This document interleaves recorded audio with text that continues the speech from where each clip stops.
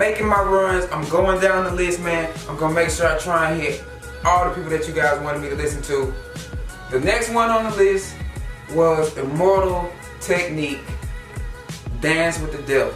And so, like, before I even looked at it, like, he gave me this whole little rundown. He was like, man, check him out. The song is dope. It's a little dark, but you know what I'm saying, it has a great message about karma and all that different type of stuff like that. And so, like, and just about life in general. And so, like, I was like, oh man, Dancing with the Devil, it just sounds like it's gonna be way out there. But when I was looking up a thumbnail to kind of put in the background on the screen, I found this note. It said, like, so if the devil asks you to dance, you better say never, because a dance with the devil might last forever. And I was just like, okay, when I heard that, I was like, okay, cool. So, like, I don't think he's telling you to dance with the devil, but it's some people that dance with the devil and they might be talking about the repercussions of it all like that. So I was like, man, yeah, definitely. Like, I want to listen to it, get my reviews on it. I downloaded the video. When I downloaded the video, it was like, they didn't even have an HD copy of it. So, like, I'm guessing this is an old song. I didn't do any research on it. I tried to not to do any research on it, so I don't hear too much of what people have to say about it. I try and, like, review it as is with a fresh mind, going straight into it. And cause I did that with the Hobson, and I think I researched too much on it before I listened to it. I rather just make sure that I'm, like, fresh and clean when I listen to it. So I'm gonna check it out. It looks really old, like an older video. But if it's older and it's been holding up this long and people still love it nowadays, man, he must be spitting some fire. So let's check it out.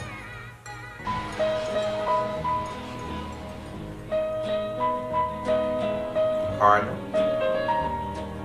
I love pianos and these too. It's like real smooth and mellow. I like that.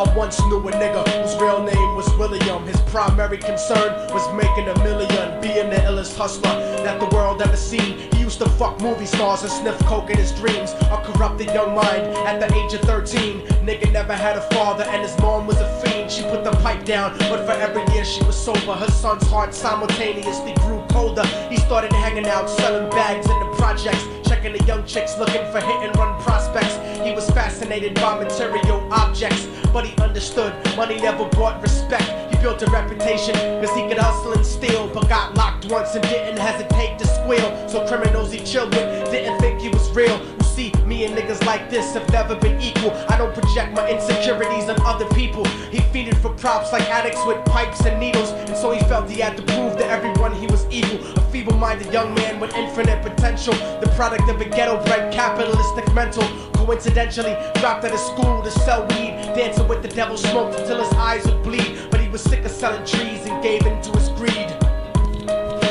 That sauce right there. No hook. Everyone trying to be trife never faced the consequences. You probably only did a month for minor offenses. Ask a nigga doing life if he had another chance. But then again, there's always the wicked that knew in advance. Dance forever with the devil on a cold cell block. But that's what happens when you rape, murder, and sell rock. Devils used to be gods, angels that fell from the top. There's no diversity because we're burning in the melting pot. Oh wow.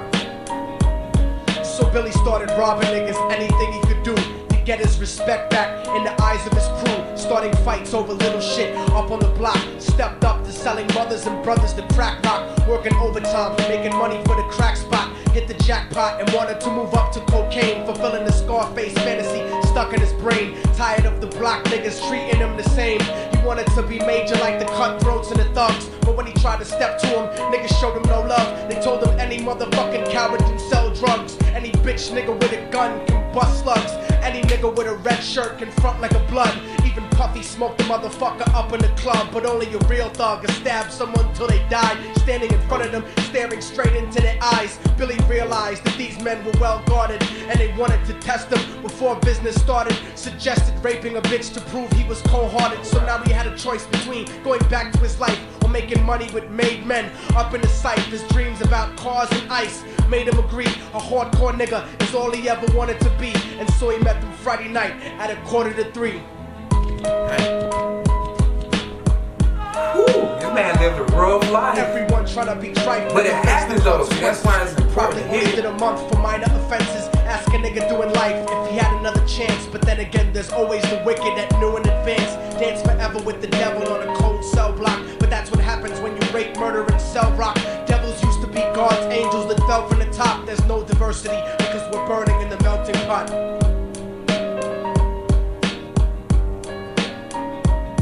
They drove around the project slow while it was raining, smoking blunts, drinking and joking for entertainment, until they saw a woman on the street walking alone, 3 in the morning, coming back from work on the way home. And so they quietly got out the car and followed her, walking through the projects. The darkness swallowed her. They wrapped her shirt around their head and knocked her onto the floor. This is it, kid, now you got your chance to be raw. So Billy yoked her up and grabbed the chick by the hair and dragged her into a lobby that had nobody there. She struggled hard, but they forced her to go up the stairs. They got to the roof and then held her down on the ground, screaming, "Shut the fuck up and stop moving around." The shirt covered her face, but she screamed and clawed. So Billy stomped on the bitch till he broke in her jaw. Them dirty bastards knew exactly what they were doing. They kicked her until they cracked her ribs and she stopped moving, blood leaking through the cloth. She cried silently, and then they all proceeded to rape her violently. Billy was made to go first, but each of them took a turn, ripping her up and choking her until her throat burned. Her broken jaw mumbled for God, but they weren't concerned when they were done and she was lying bloody, broken and bruised. One of them niggas pulled out a brand new 22.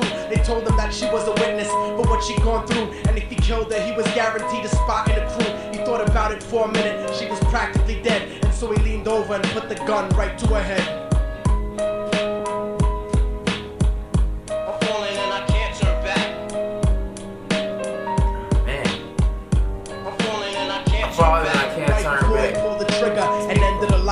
Thought about the cocaine with the platinum and ice, and he felt strong standing along with his new brothers. Cocked the gap to her head and pulled back the shirt cover, but what he saw made him start to cringe and stutter, cause he was staring into the eyes of his own mother. She looked back at him and cried cause he had forsaken her. She cried more painfully, and when they were raping her, his whole world stopped. He couldn't even contemplate. His corruption had successfully changed his fate, and he remembered how his mom used to come home late, working hard for nothing, cause now what was he worth? He turned away from the woman that had once given him birth, and crying out to the sky cause he was lonely and scared, but only the devil responded cause God wasn't there. And right then he knew what it was to be empty and cold, and so he jumped off the roof and died with no soul. They say death takes you to a better place, but I doubt it. After that they killed his mother and never spoke about it. And listen, cause the story that I'm telling is true, cause I was there with Billy Jacobs and I raped his mom too. And now the devil follows me everywhere that I go. In fact, I'm sure he's standing among one of you at my shows, in every street cipher listening to Little Thug's flow. He could be standing right next to you and you wouldn't know. The devil grows inside the hearts of the selfish and wicked. White, brown, yellow, and black color is not restricted. You have a self-destructive destiny when you're inflicted, and you'll be one of God's children that fell from the top. There's no diversity because we're burning in the melting pot. So when the devil wants to dance with you, you better say never, because a dance with the devil might last you forever. Oh, that was the ending line. I didn't even know that. Wow. Okay. I think that's it. I'm just trying to make sure there's nothing else because the beat's still going on. Okay, it's got 11 seconds, so I think that's it. So like, bro, like I really want to talk about this. So, yes, that was really, really dark, but I feel like it's something that needs to be discussed. Just like on, I hate to keep on talking about Hobson, but I feel like it's something that needs to be discussed because kids go through this. People go through this, like, and that's why on this channel there's no judgment at all, because I don't know what I would be like today if I went through some of the things that maybe you went through or that people have went through. And so like I don't judge anybody. Like he said in the beginning, I can't remember it exactly, but I know he said something like, I think his dad was locked up and his mom was on drugs or whatever. His dad was on drugs and his mom had to work really hard, and so like he grew up in a type of environment that was cutthroat. It might be like one of those kill or be killed type things. And so like I've seen enough in my lifetime to know, and I grew up in a rough enough neighborhood, not the roughest neighborhood, but I grew up in a rough neighborhood. My parents tried to shelter me as much as possible, but I still seen a lot of things, and I know that there are good people out there that's just in really, really, really messed up situations. So I can't be holier than thou, and I can't judge people because I don't know what I would have done if I was in that situation. that what he described to me is like a really, really messed up situation. And so like if you don't have a family, a lot of times they tend to go out and try and find a family. And you know what I'm saying? A lot of times that's why I think gangs are so appealing to people, and they go out and they get these gangs because they feel like they're a part of something. And that's something that they're not getting from the house or from home. If their dad's not there, if their mom's not there, or my mom's like drug out on drugs, I don't know what I would be. But like you can tell that he still had like he did some messed up stuff, and like little things, like it's a slippery slope, and it's like a snowball effect. Like at first it's just trying to survive, and then in trying to survive you kind of lose yourself in trying to survive, and you become this ugly thing that you never expected. And so like I know a little bit of like that. I mean just to be honest, like smaller things lead to bigger things. Like porn leads to fornication, to adultery, and all that different type of stuff. Like it's a slippery slope. It's never just like one thing. And so like I don't want to make this too long, but like I thought it was really, really dope. And he was just like, I mean, people can fall. Like Joker said it, like on a bad day anybody can turn into an evil person. That's kind of like the Joker's thing, and he tries to prove that with his games that he plays, and with Two-Face and Harvey Dent and all that different type stuff. So like I think that's what he was saying. He was like, everybody starts off as an angel and they fall. Like the devil, like Lucifer was an angel at one point, one of like God's one of his greatest angels, and then he falls. So like you just have to be careful. Like it's the little things, and once you understand it's the little things, you stay away from the little things, then it'll stop you from going to the bigger things. And so like I said, man, that was dope, man. I was wondering where he was going. Like it started off, and then I can tell, and so it was so dark throughout his story, and I like his storytelling. It was like really, really dope. I appreciate that. Like, and I can't believe I never heard of that before. That's like some old school stuff, and old buddy was dope, man. I might have to check out some more of his stuff. But like you can kind of see where the story was going. He was progressing, and it was getting worse, and it was getting worse, and then it started getting really bad. Like when the lady was walking, when he said the lady was walking through the alley in the dark, and I was just like, oh, it's getting ugly. And I already knew what was coming, but like at the end, you can see like he's seeing his mother in his eyes, and you can see the hint of his conscience still there, but like, you know what I'm saying, like the situation was so ugly that, you know what I'm saying, like God and like sin can't reside in the same room. I guess that's what he's saying, and it just wasn't there. And so like that was a tough song. It was kind of tough to eat, but I'm glad I ate it. You know what I'm saying? I'm glad I listened to that, man. Like, cause like I said, it's good to hear from other people's perspective, because if you can do that, then you can know where they're coming from. If you know where a person is coming from, then you can relate to them, and if you can relate to them, you can sympathize with them, and then, you know what I'm saying, there's no judgment there. There's time to sit and talk and rationalize and help that person. Because that's what it's all about, man, helping people and figuring out where they're coming from and going from there. That is another review, man. Like, if you never heard of this song and you like it, comment below. If you got any questions about it that you want to hit on, let's start a conversation on it. Hit me up on my Facebook if you want to. I'm going to drop that down there.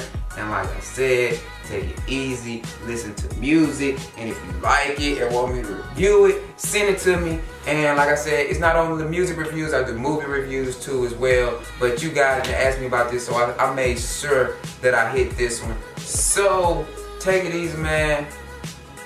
Peace out.